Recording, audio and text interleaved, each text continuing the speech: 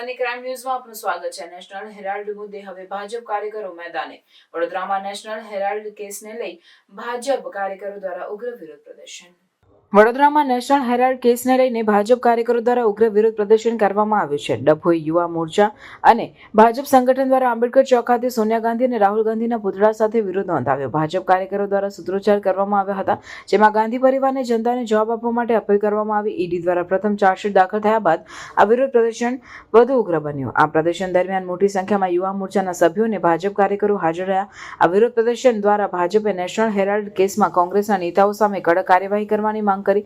આ ઘટનાએ રાજકીય તણાવ વધાર્યું છે અને નેશનલ હેરાલ્ડ કેસને લઈને રાજકીય પક્ષો વચ્ચે તીવ્ર વિવાદ સર્જાયો છે। બીજેપી દ્વારા આ મુદ્દે વધુ પ્રદર્શન અને કાર્યક્રમો યોજવાની શક્યતા છે।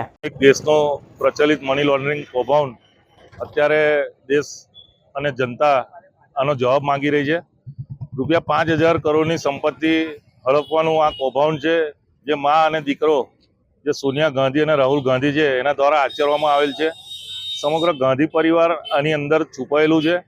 એનો વિરોધ પ્રદર્શન કરવા માટે આજે ડભોઈ નગરમાં ભારતીય જનતા યુવા મોરચા દ્વારા પ્રદેશની સૂચના મુજબ વિરોધ પ્રદર્શનનો કાર્યક્રમ રાખવામાં આવેલ હતો, જેમાં ડભોઈના સૌ સંગઠનના હોદ્દેદારો, પ્રદેશના અધિકારીઓ તેમજ ચૂંટાયેલી પાકના સભ્યો હાજર રહી આનો કાર્યક્રમને સફળ બનાવવા માટે પ્રયત્ન કર્યો।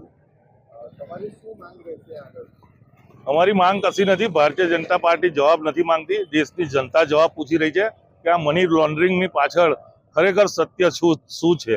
કારણ કે 5,000 કરોડના જે કૌભાંડ પાછળ આની જે આપણી દેશની નામચીન જે સંસ્થાઓ છે, ઈડી અને CBI છે, એ આની તપાસ કરી રહી છે। એનો જવાબ રાહુલ ગાંધી અને સોનિયા ગાંધીએ ત્યાં આપવાનો છે।